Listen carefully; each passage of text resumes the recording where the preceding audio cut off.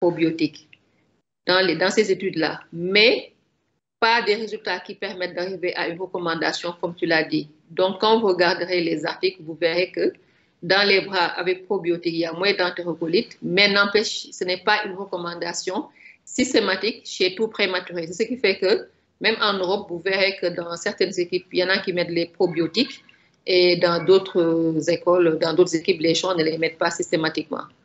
Donc, ce qui fait que également nous, on n'a pas fait une recommandation en tant que telle concernant l'utilisation des probiotiques. Maintenant, pour la physiopathologie, c'est vrai qu'il y a beaucoup d'éléments qui sont ressortis. Tu as parlé de l'oxyde nitrique, donc, mais il faut dire peut-être être prudent sur le fait que produit à des valeurs physiologiques, l'oxyde nitrique quand même a une action positive, protective sur la muqueuse intestinale. C'est en cas d'infection et qu'il y a une altération, qu'il y a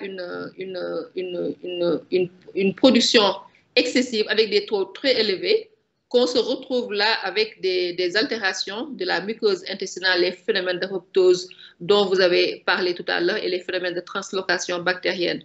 Donc là, je sais que l'année dernière, je pense, dans le cadre du DU de Périnat, j'avais fait ce cours-là. Et j'ai des diapositives, un diaporama que je pourrais vous partager pour que vous puissiez voir ces éléments-là. Aussi, vous avez parlé des TLR4, des Toll-like récepteurs forts. En fait, c'est vrai que quand vous mettez des abréviations, il faut au moins une fois dans votre présentation dire entre parenthèses à quoi ça correspond. C'est vrai qu'il a été démontré que dans une étude expérimentale, que les souris qui n'en avaient pas étaient protégées contre les infections parce que ça permettait l'attachement en fait des membranes des bactéries. Donc, c'était des récepteurs qui pouvaient favoriser la survenue de ces entérocolites ultra-nécrosantes. Maintenant, quand vous avez parlé de la prévention, je pense que concernant la clinique, la prise en charge, vraiment, Dieynaba a abordé l'essentiel des choses, mais c'est par rapport à la prévention, il y a des éléments qu'on n'entend pas.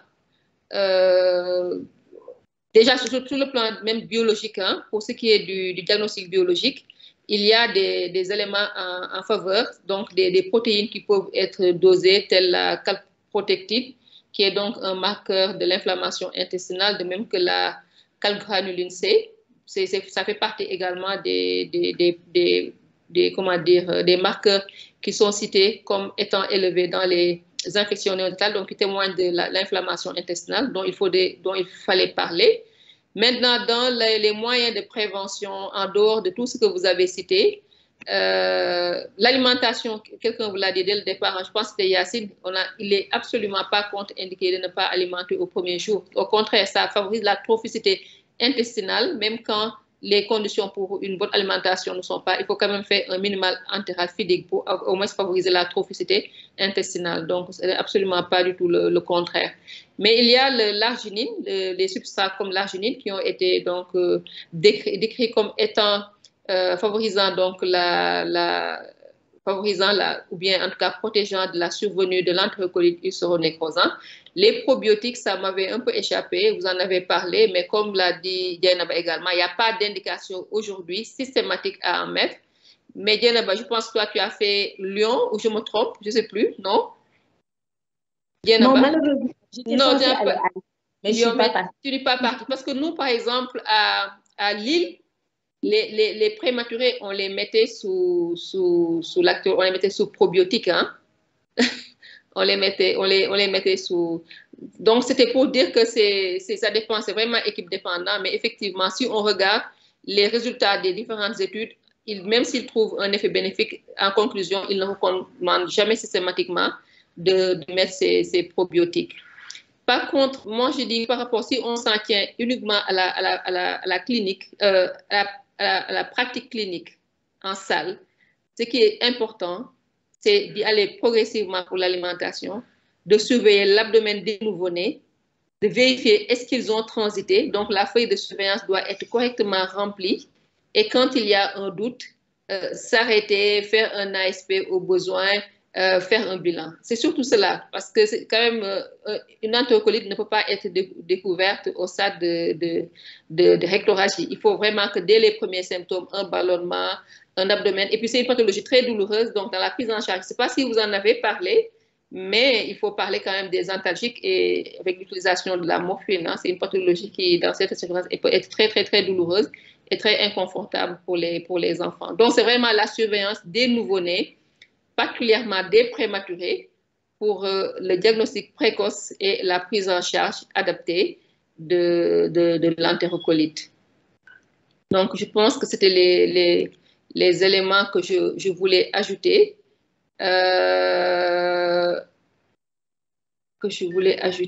J'étais en train de...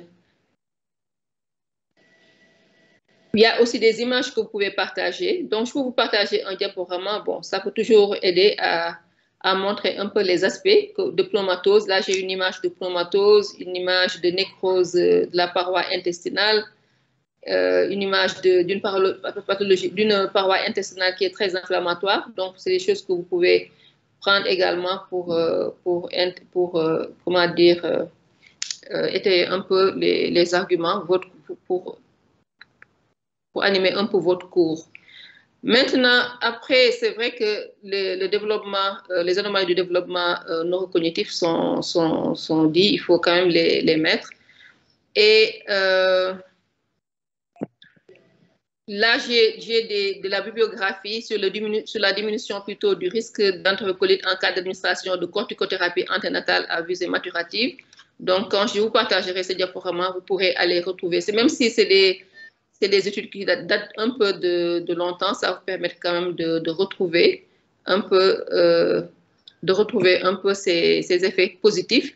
Et ce qui est décrit comme effet de cette corticothérapie, c'est de favoriser la maturation intestinale, diminuer la colonisation par les bactéries anaérobies, la translocation, et également il y a d'autres effets qui sont décrits. Est-ce qu'il y a quelque chose à ajouter? Non, je pense que, Dianaba, si tu n'as rien d'autre à ajouter, Dr Ndiémé, je pense qu'on va peut-être s'arrêter là.